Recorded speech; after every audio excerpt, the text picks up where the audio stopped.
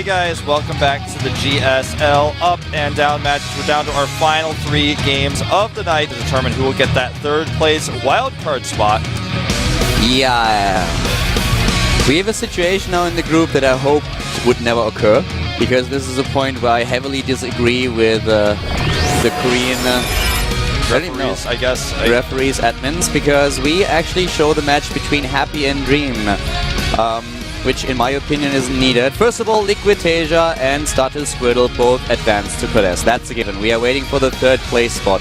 And both Happy and Dream are currently 1-3 in the group, which means the best score for either one of them is a 2-3.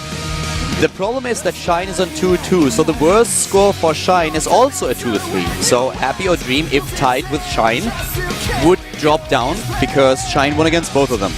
But we have also Trap in the equation, and Trap is on 1-3 as well. And the position here of the Korean referees is that there is a 4-way tie. I personally strongly believe, and one might prove me wrong, but what I have learned from statistics is that a 4-way tie is an impossibility. A 4-way tie does not exist. Because yes, one player might have won against another, but if you just eliminate all the other players and games out of the equation, these 4 players will end up in a scenario where 2 of them have done better. And then you can go for the direct comparison between the 2 of them. So that's my position. Yeah, I actually prove agree. Me wrong there, guys. Think about it. It depends on how you judge the direct comparison. If the direct comparison is the real decider, which in all other situations it is, so it seems like it should be the case. It's really that. I highly disagree with that, but well, you guys can figure it out at home. You have the time and the leisure now. We are jumping into our Terran versus Terran. I'm happy that we cast another game. In this scenario, just find it's not what we would need here. But anyways, left side of the map, we have our Terran player for Team LGIM. It is LGIM Happy.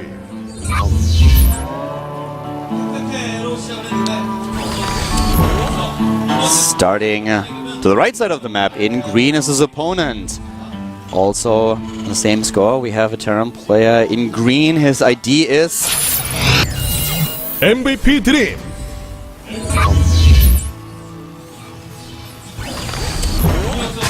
There he is. Both of them are currently at a score of 1 win and 3 losses. Both of them lost to Shine. And let's find out who's going to get ahead here. Happy is starting with the gas first on this map, whereas we have Dream with 1 barracks. Let's see if he adds the refinery after this, or if we have him with 1 barracks into expand. Yep. Happy did not go 0-4, which is why this situation exists in the first place. Well, there's several other factors as well, but that's what puts him in a tied position with his opponent here. He puts his barracks down forward, which indicates we're probably going to see Reaper play. He went gas first, though. And he could actually just hide a factory there, and then potentially later on his starport to minimize the rush distance for a Banshee. He's got a lot of different possible builds he can do from this gas first. You know, I'm currently still looking at the group, and if I'm correct, I might have actually just forgotten about one of the possibilities that we also have in the group. I was a little bit too fixated on the Terran players. I think we might end up in a tie situation between Shy, Trap. Let me just have a look at this. Shy, Trap, and Happy. Yeah, I think I completely overlooked that possibility because I was really focused on the 2 Terran players here and kind of left Trap out. So we could have a 3-way tie between Happy, Shine, and Trap. That's actually a really strong possibility, so I feel I have to apologize at this point. It's just like we had a lot of discussions about possible 4-way ties with the referees in the past, and they are always they were always on the point that a 4-way tie is possible, and I try to strongly convince them that it's not possible in statistics to have a 4-way tie, but there is definitely a possibility to have a very real 3-way tie between the players just listed. So guys, I'm very sorry for the confusion. This is just a very interesting scenario that we have now, and it's also a very interesting game that we currently see. Definitely so. I mean, look at this. Right now, well, you were talking about just the situation in the group. We had Dream go and scout the main base, see gas first and see nothing there, so he sent SCVs everywhere. He also even had 2 SCVs pulled with the Marine in the main base in case of a Reaper, so Dream was like, I'm covering every single base here. He did not let anything go to chance, and he was also able to find the position where we're going to have, it looks like, Cloaked Banshees come out of. So Starport is just, I wouldn't even say proxied, it's just placed slightly forward here at the 3rd base.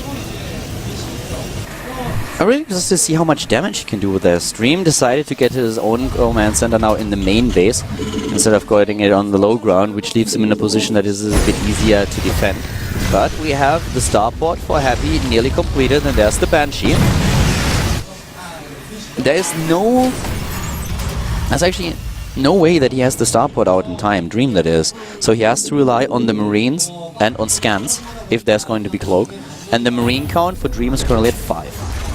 Yeah.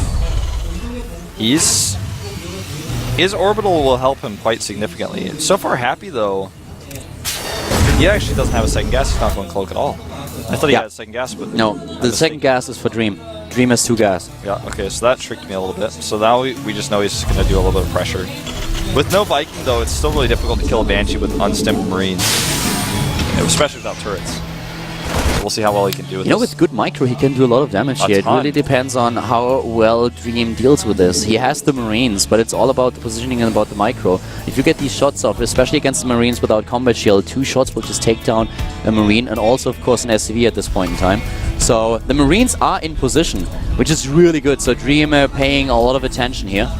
So yeah, well, Happy micros as well. Consider that Happy has a Banshee, or rather a Viking rally behind this. So if he can actually tank the shot of Dream's Viking and then get a lead on that, he could actually kill that Viking with his own Viking. That situation has occurred before. It's a little bit weird when that happens, but he could actually kill even more if that happens, depending on how the micros... I can't believe he stopped attacking, but now he goes back in. Yeah. You can pretty much always fight here. You don't want to go behind the mineral line if you can help it, because that's where you have the least amount of space. Another Marine and another one starting to pay off here. 5 kills already, trying to move back, and we have the Banshee, the Viking out now on the map. There comes the Viking for his opponent. If Let's see. Happy's Viking shoots his Viking while the Viking is shooting the Banshee, then he can get a lead there, but it looks like he's not even going to try it with that many Marines. And if not, we just see a double kill. Yeah. Nice split there by Dream. Takes out the Hellion. And he moves his command center, starts the 3rd one. Happy looks like he wants to follow this up with an attack, actually. He's making siege tanks right now. He has no intention of taking the 3rd base. He controls the watchtower. Happy is in a position where he has his own expansion. He's mining from the expansion, so Dream is already falling a little bit behind. The double SCV production for Happy, whereas Dream flies his own orbital now to the top right and tries to claim the spot. Another Hellion here dies too. So the Harvester count is in favor of Happy. He had the earliest saturation here. He's getting ahead in overall supply. And this already worked out well for him.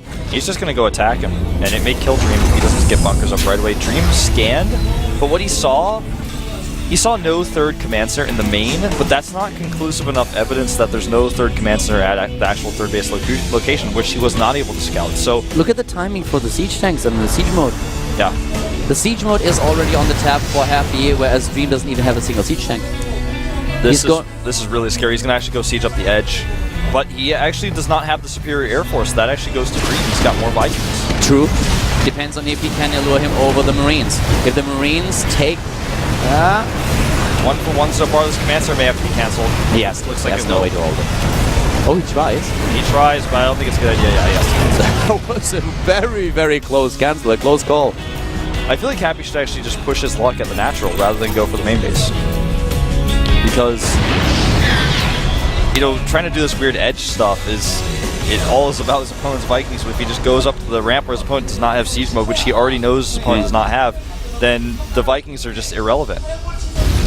I'm a little bit surprised. Now he's given Dream enough time to get his own defensive units out to hold here. Yeah. Siege tanks still being produced for Happy. Dream is not going into any kind of tank position at all. Half of his army is out of position here. And he's immediately being attacked, and here we now have the Vikings even trying to fight, going for the assault mode. The siege tanks are very exposed, trying to make this work. Here come the reinforcements, saving the day for Happy. If Happy had all these units together from the beginning, how one side of this fight would have been, and how he could have even just taken the game at this point. But he still wins the fight. Could have been much better. Now Dream is a little bit desperate. Happy has his 3rd command center finishing up first since he forced the cancel on his opponents, and it's already at the 3rd base location, so he doesn't have to do any lifting. That Banshee is just lazy. Yeah. And now finally he can get a few kills as those 2 SCVs. The SCVs just choose the range, yeah. Exactly, it's just the wrong position to build an engineering and base. Then he even loses the resource on the cancel. The Marines don't quite have stim yet. There's not very many of them. This is just terrible for Dream. 10 kills already. That's the only Banshee he made, too. 50 harvesters against 40. A nice lead for Happy here. He has the third base now also at the third base also in position, and now the siege up right at the natural of Dream. Dream is behind an overall supply and an army supply. He is 12 supply behind him. His siege tanks are of course brilliant here. The Banshee still in the main base. This is so much pressure by Happy. He wants to save the chance to get into a three-way tie with Trap, with Shine. Yep, and here we go. The SCV is pulled off the line here. Dream has a nice little flank on these siege tanks, so he will clean them up, but he eats one more shot, and the SCVs are so low on hit points now. Armory going down so that Happy can continue his upgrades. Right now, his 1-1 is nearing completion. On the other hand, Dream has no upgrades as his E-bays were cancelled. The income started 1-1. Income that we just saw for Happy is incredible, of course, with the extra mineral line that he's currently saturating. He also has a lot more gas now, which is much more important here. He can get all these upgrades that Wolf just talked about. We have him on the tab now. Stim Combat Shield, +1/+1, getting into the armory to start immediately with 2/2 as soon as he can. Double sensor turret so that he is aware of every single movement, of potential drops, of Banshees, whatever there could be. So this is a great position for Happy here. He really is trying to force the issue right now. He knows that he has such a small chance to get the third spot, but he's trying to go for it. Yeah. Look at this position for the sensor towers for Happy. He leaves nothing to chance. No drops, going to get feedback in this game. No weird Banshee transition. It's 1-1 against 1-1 being started by Dream. That cancel on the eBay is actually, it was a coincidence, but it's really made an impact on this game. Here we go, he stems forward, a very early stem, but ends up being wasted. +2/+2 not started just yet for Happy. He's making a sensor tower on the watchtower. That's a big diss. That's actually like the biggest diss of all. There's the +2 attack upgrade. And he finds himself in a really good position now in his bio units, even getting a fourth base in the middle of the map now, as already pointed out. He is just ahead in every single aspect of the game. If he doesn't make a huge mistake with his unit positioning and the micro in the fight, then he should be able to claim victory here. But Dream is holding on to this game. He's still trying to fight back. A very, very late siege tank upgrade now. But how long is Happy gonna wait? Is this siege mode coming into play or not? There comes the fight, the upgrade advantage for Happy. He also has the superior numbers, and he is making them count. He really does. He stims again, and now his only medevacs. GG! Dream. Ball for him. This didn't really matter anymore. Now he is out. He is in Code A. Yep. He's Happy in Code A for sure. Has a shot at a tie situation with Trap and Shine. 2 games remaining today in this up and down group. Trap needs to win now, and then he needs Shine to lose to Tasia if he wants to have the tie situation between himself, Shine, and Happy. If Squirtle wins against Trap, then Shine takes a 3rd place. Squirtle, of course, in this Protoss versus Protoss. He's already in Code S, he knows it. Nothing is on the line for him anymore, it's completely irrelevant. Yep, he just affects the other people orbiting around him. And we saw his weird decision-making in his Protoss versus Terran. I wonder what he's going to do in this PvP. It wasn't really something that we've seen a lot. Yeah. Belshire Vestige is the map for this Protoss versus Protoss. And this lends itself to a pretty normal PvP, especially the late game. It's a big map, so late game happens more often than not here. Maybe a map that is decided by Colossi Wars. Squirtle looks a little bit annoyed. Might be my imagination, but he's playing the second game that doesn't matter to him. Yeah. For Trap, everything's on the line though. And it's not only up to him. First of all, he has to win against Squirtle, and then he has to hope that Shine loses.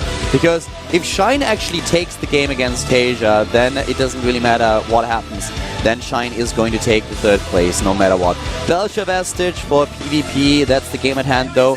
What are the 2 of them doing? What will we see Squirtle do? Is he going for an all-in, trying to finish the game quickly?